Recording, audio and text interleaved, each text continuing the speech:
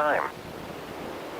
Here is the synopsis for Southeast California, Southwest, and South Central Arizona.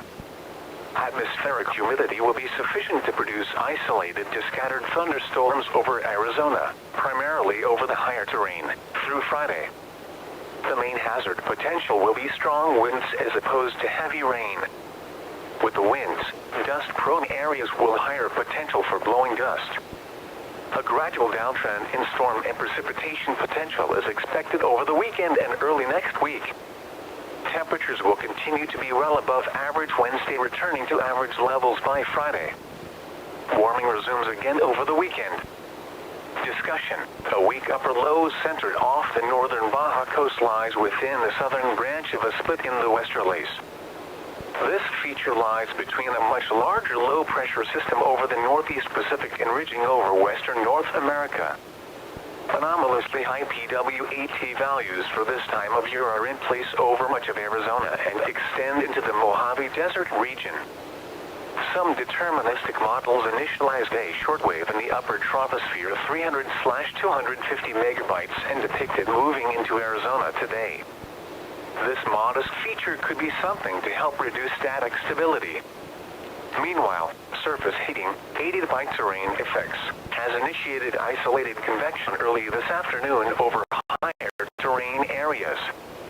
High-res models have been depicting this trend to continue and even affect lower terrain areas including Maricopa, Pinal, and La Paz counties. Storm coverage is not anticipated to be much in those areas.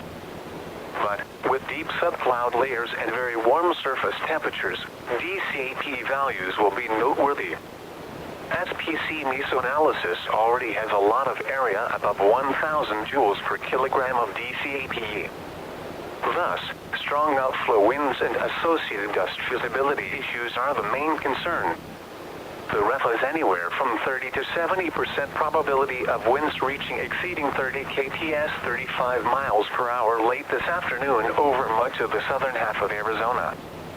But a less than 10% chance of reaching exceeding 50 kts 58 miles per hour. The 70% bullseye of 30 kts is over eastern Pinal and northeast Pima counties. For the greater Phoenix area, it is 50 to 70%. One possible scenario is that outflow from higher terrain areas reach the valley floor first, followed by outflow from Pinal/Pima counties. Just how much low visibility potential there is remains in question due to uncertainties in just how strong the outflow winds will be, plus the possible mitigating factor of residual grass cover now cured dead. For the rest of the work week, the small upper low very slowly advances eastward as the large Pacific low nudges the west coast ridge axis eastward a bit. Ensemble data shows anomalous PWAT values lingering during this time, and in turn, shower/thunderstorm chances continuing primarily over the favored terrain areas. Anticipate day-to-day fluctuations, activity driven by the presence or lack thereof of perturbations, impulses in the flow, and smaller-scale changes in moisture instability distributions. For now, it is looking like Wednesday will be less active on the lower elevations than today, Tuesday. As for temperatures, anticipate well above normal temperatures again Wednesday, followed by a cooling trend. NBM has highs cooling to the low mid-90s over the lower elevations by Friday. Over the weekend and early next week, the global ensembles indicate a change in the pattern with the small upper low weakening and shifting northeastward. This is in response to weakening of the western North America ridge and troughing moving inland. The NBM shows a slow downtrend in pops during this time. With less cloud cover and humidity, temperatures trend up with desert highs around 100 again by Sunday, little change through Tuesday. Here is the latest forecast.